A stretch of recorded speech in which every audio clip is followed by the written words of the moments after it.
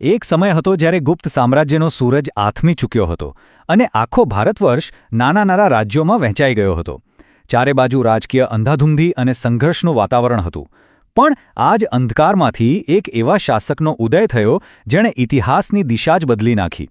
તો ચાલો આજે આપણે સમ્રાટ હર્ષવર્ધનની આ અદ્ભુત ગાથાને ઊંડાણપૂર્વક સમજીએ. આ સવાલનો જવાબ આપણને સીધા 7મી સદીમાં લઈ જાય છે.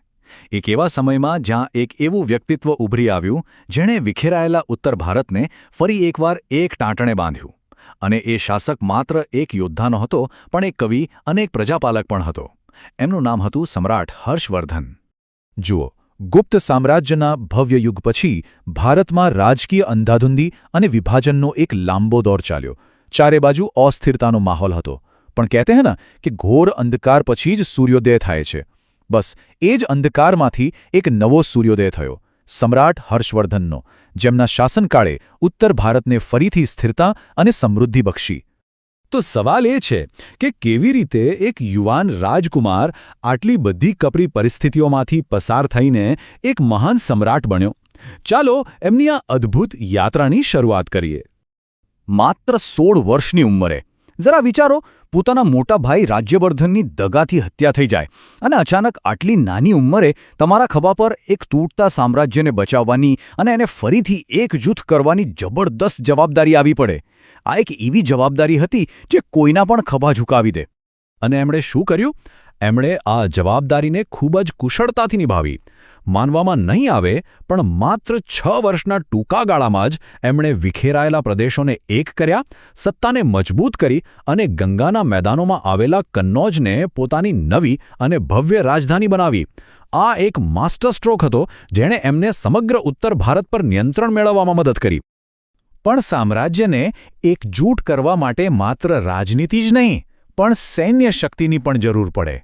તો ચાલો હવે હર્ષના વ્યક્તિત્વના બીજા પાસા પર નજર કરીએ, એક મહાન લશ્કરી કમાન્ડર તરીકે એમની ભૂમિકા. એ સમયના ચીની યાત્રી હ્યુએનસાંગના વર્ણન મુજબ હર્ષ પાસે 1 લાખ ઘોડેસવાર, 60,000 યુદ્ધ હાથી અને અગણિત પાયદળ સૈનિકોની એક વિશાળ સેના હતી. કલ્પના કરો એ સેનાની. એક એવી સેના હતી જેનો સામનો કરવો તે સમયના કોઈપણ શાસક માટે લગભગ અશક્ય જ હતું. પણ દરેક મહાન શાસકની જેમ હર્ષે પણ જીત અને હાર બંનેનો સ્વાદ ચાખ્યો. એક તરફ જ્યાં તેને ઉત્તરમાં બંગાળથી લઈને કામરૂપ સુધીના પ્રદેશો જીતી લીધા, ત્યાં બીજી તરફ દક્ષિણમાં તેની વિજયકૂચ અટકી ગઈ. નર્મદા નદીના કિનારે ચાલુક્ય સમ્રાટ પુલકેશિન દ્વિતીયએ તેને એક નિર્ણાયક લડાઈમાં હરાવ્યો. આ હાર કેટલી મોટી હતી એનો અંદાજો તેના પ્રતિસ્પર્ધીના ઐહોલ શિલાલેખ પરથી જ લગાવી શકાય છે. એમાં ગર્વથી લખવામાં આવ્યું છે કે કેવી રીતે પુલકેશિનના પરાક્રમ સામે હર્ષનો હર્ષ એટલે કે સમ્રાટ હર્ષવર્ધનનો આનંદ ભયથી ઓગળી ગયો. આ શિલાલેખ હર્ષની એકમાત્ર મોટી લશ્કરી નિષ્ફળતાનો એકદમ મજબૂત ઐતિહાસિક પુરાવો છે. જો એક વિશાળ સામ્રાજ્ય જીતવું એ એક વાત છે, પણ તેના પર કુશળતાપૂર્વક શાસન કરવું એ તદ્દન અલગ જ વાત છે.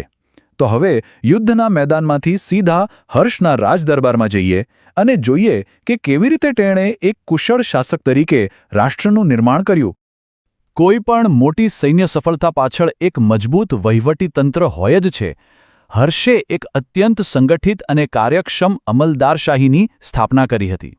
સૈન્યથી લઈને નાણાં અને વિદેશ નીતિ સુધી દરેક વિભાગ માટે સ્પષ્ટ ભૂમિકાઓ અને જવાબદાર અધિકારીઓ હતા. એકદમ પરફેક્ટ સિસ્ટમ. એનું શાસન માત્ર સત્તા ટકાવી રાખવા માટે નહોતું, પણ લોકોના કલ્યાણ માટે હતું. જમીન કર એકદમ વાજબી હતો, જેથી ખેડૂતો પર બોજ ન પડે. મુસાફરો અને યાત્રાળુઓ માટે આરામગૃહો અને આરોગ્ય કેન્દ્રો બનાવવામાં આવ્યા હતા. અને એણે તો પશુ હિંસા પર પ્રતિબંધ મૂકીને પોતાની કરુણાનું ઉત્તમ ઉદાહરણ પૂરું પાડ્યું હતું. અને આ સુશાસનની સફળતાની સાક્ષી કોઈ દરબારી કવિ નહીં, પણ એ જ વિદેશી યાત્રી હ્યુએનસાંગે પૂરી છે. તેણે પોતાના લખાણોમાં સ્પષ્ટપણે નોંધ્યું છે કે હર્ષનું શાસન ન્યાયી અને પ્રજાહિતકારી હતું, જેના કારણે લોકો સમૃદ્ધ અને સુખી હતા. એક બહારના વ્યક્તિ દ્વારા કરાયેલું આ વર્ણન ખૂબ જ મહત્વનું છે, ખરું ને? પણ હર્ષની કહાની અહીં પૂરી નથી થતી. એક મહાન યોદ્ધા અને કુશળ શાસક હોવા ઉપરાંત એના વ્યક્તિત્વનું એક એવું પાસું હતું જે તેને ઇતિહાસના બાકીના સમ્રાટોથી એકદમ અલગ પાડે છે. તે માત્ર શાસક જ નહીં, પણ એક કવિ પણ હતો.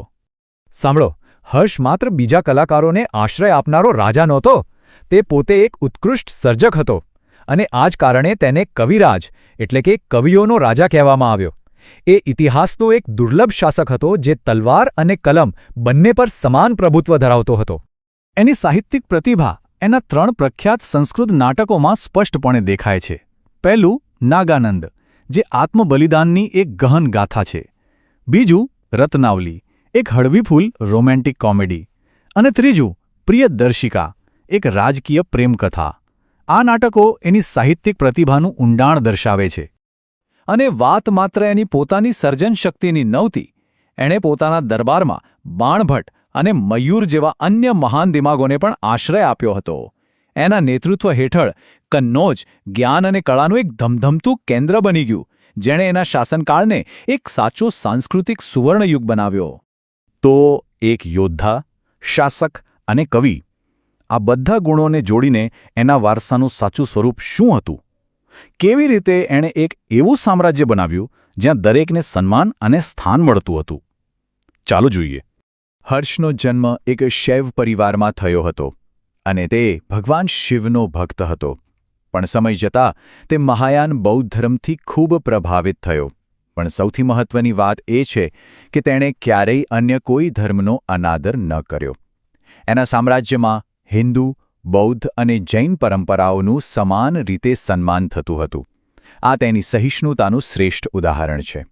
પણ એની ઉદારતા અને ત્યાગ ભાવનાનું સૌથી મોટું અને અવિશ્વસનીય ઉદાહરણ હતું પ્રયાગમાં દર 5 વર્ષે યોજાતો મહાદાન મહોત્સવ. આ માત્ર એક દાન સમારોહ નહોતો, પણ તેની ઉદારતા અને નિઃસ્વાર્થતાનું જીવંત પ્રદર્શન હતું. અને આ દાનનો મહોત્સવ કેટલા દિવસ ચાલતો તો ખબર છે? પૂરા 75 દિવસ. આ એની ભવ્યતા અને તેની પ્રતિબદ્ધતા દર્શાવે છે. આટલા લાંબા સમય સુધી દરરોજ વિદ્વાનો, ગરીબો અને સાધુઓને દાન કરવું એ કોઈ સામાન્ય વાત નથી. અને આ ઉત્સવના અંતે જે થતું એ તો કલ્પના બહારની વાત છે. તે પોતાની પાસેની દરેક વસ્તુ, રાજકોષના રત્નોથી માંડીને પોતાના અંગત આભૂષણો બધું જ દાન કરી દેતો. એક વખત તો એવી સ્થિતિ આવી કે તેણે પોતાના રાજવી વસ્ત્રો પણ દાન કરી દીધા અને પોતાની બહેન રાજ્યશ્રી પાસેથી પહેરવા માટે સાદા વસ્ત્રો માંગવા પડ્યા. આ ત્યાગની પરાકાષ્ઠા હતી. તો એક યોદ્ધા, એક રાજનીતિજ્ઞ, એક કવિ અને એક પરોપકારી, આ બધા ગુણોને એકસાથે જોડીને આપણે એને સાર્વભૌમ બહુશ્રુત કહી શકીએ છીએ. એક એવો શાસક જેણે શક્તિ, જ્ઞાન અને કરુણા ત્રણેયમાં નિપુણતા મેળવી હોય. અને આ બધું આપણને એક અંતિમ પ્રશ્ન પર લાવીને મૂકે છે કે એક મહાન શાસકને ખરેખર શું વ્યાખ્યાયિત કરે છે? તલવારની શક્તિ, કલમની શાણપણ, કે પછી કરુણાની ઊંડાઈ? હર્ષવર્ધનનો બહુમુખી વારસો આપણને શીખવે છે કે કદાચ સાચો મહાન શાસક એ જ છે જે આ બધા ગુણોને પોતાના વ્યક્તિત્વ અને શાસનમાં સંતુલિત કરી શકે.